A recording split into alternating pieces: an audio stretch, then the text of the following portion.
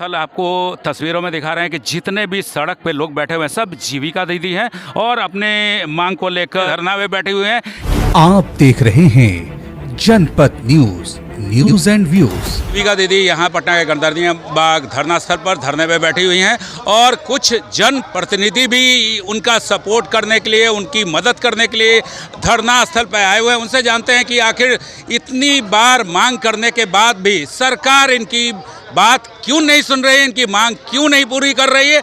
आइए बात करते हैं जो जनप्रतिनिधि इस धरना स्थल पर आए हुए हैं और इनकी मदद कर रहे हैं, उनसे जानते हैं। गणतंत्र बाग धरना स्थल में बैठी हुई है। इनका कहना है कि मेरे पास ना कार्ड है, ना मेरे पास ड्रेस है, ना मेरा इंश्योरेंस है, हमको 10 रुपए वाले दीदी बोला जाता है। सरकार क्यों नहीं सुन रहे इनकी बात? सरकार का मंशा जो है जीविका दीदी का शोषण करना। जीविका के जो पैसा फंड आता है महिलाओं की आधी आबादी के विकास के लिए, वो तो नीतीश कुमार अपने पार्टी के रैली में खर्चा करते थे, उनके पदाधिकारियों द्वारा रैली में खर्चा किया जाता है। इसलिए जीविका दीदी का जो एक 10 सूत्री मांग है और जो उनका काला कानून लाया गया है कि जो कंट्रीब्यूशन सिस्टम था, पहले कंट्रीब्यूशन सिस्टम नहीं था। पहले जो पैसा आता था सरकार से लोन, स्वयं सहायता समूह को, वो लोन से वो अपना काम करते थे, कुटीर उद्योग, लघु उद्योग का। लेकिन अब लोन से जो पैसा आता है तो उससे कहता है कि जीविका के जो दीदी है, कैडर है, उसी लोन से अपना लेबर कॉस्ट भी उसी से ले। ये काला कानून है। किसी को लोन मिल रहा है तो वो आपको लेबर कॉस्ट क्यों देगा? तो इसलिए इसको जो कंट्रीब्यूशन सिस्टम है उसको समाप्त करिए। जो उसके 40 हज़ार करोड़ रुपये ऋण है, जिसके ऋण को दे के आप उसको रैली में खर्चा किए हैं और आपके पदाधिकारी और आपका नेता पूरा मटरगश्ती किए हैं, उसको वापस ले। आप एक जनप्रतिनिधि हैं, इनकी स्थिति आप भी समझ सकते हो, तो इनके लिए कितना आवाज़ उठाइएगा? इनके लिए आवाज़ उठाना है कि इनका 1.5 करोड़ जीविका कैडर है बिहार भर में।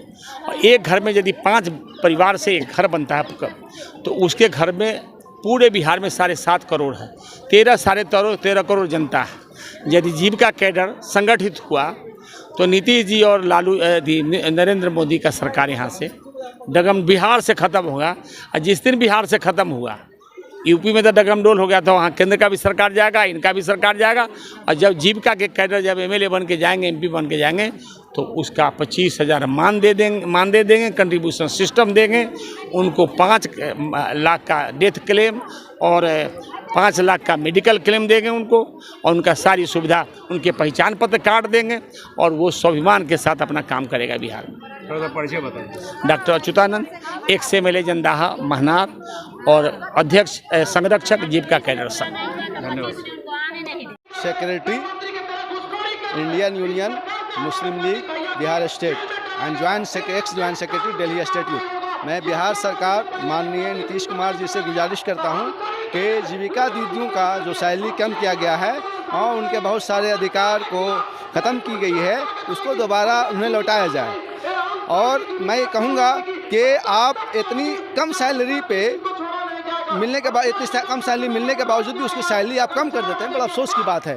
कैसे परिवार चलेगा? और आप जानते हैं कि अगर इंसान का इनकम नहीं होता है तो करप्शन बढ़ता है, क्योंकि गलत काम शिकायत कर रहे हैं कि हम लोगों को ड्रेस कोड नहीं मिला है, कार्ड नहीं मिला है, इंश्योरेंस मेरे पास नहीं है, तो अब पैसा भी मिलता है तो अकाउंट में नहीं मिलता। इस पर क्या बोलिए? मैं सरकार से कहूँगा कि नहीं, आप अकाउंट में डायरेक्ट पैसा भेजिए और ड्रेस कोड, ये सारी चीज़ें इतनी है, अकाउंट में भेजिए। बिचौलिया को मत दीजिए, बिचौलिया पैसे इधर से उधर कर देते हैं। इसलिए मैं नीतीश कुमार जी माननीय चीफ मिनिस्टर से कहता हूं कि आप जो है अकाउंट पे पैसा भेजें, आप बिल्कुल पारदर्शी ट्रांसपेरेंट डायरेक्ट जो है बेनिफिशियरी के अकाउंट पे भेजें।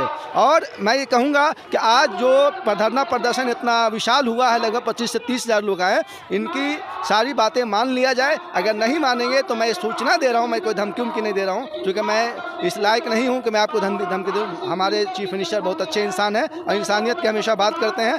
आप बराए मेहरबानी इनकी डिमांड को पूरा कर दें, वरना कम से कम 1 लाख से ज़्यादा लोग पटना की सड़कों पर उतरेंगे। फिर पूरा पटना को कंट्रोल करना बहुत मुश्किल हो जाएगा और लॉ एंड ऑर्डर बड़ा मुश्किल में पड़ जाएगा। इसलिए मैं, और आपको वोट भी लेना है इलेक्शन में, तो आप अपने वोट को भी मद्देनज़र रखते हुए बराए मेहरबानी आपसे एक मुअद्दबाना रिक्वेस्ट है कि आप इनकी मांगों को पूरा करें और बल्कि इनकी सैलरी को और ज़्यादा बढ़ा दें। मैं इसके लिए बहुत शुक्रगुजार हूँगा। Rashid Iqbal, secretary Indian Union Muslim League party Bihar state.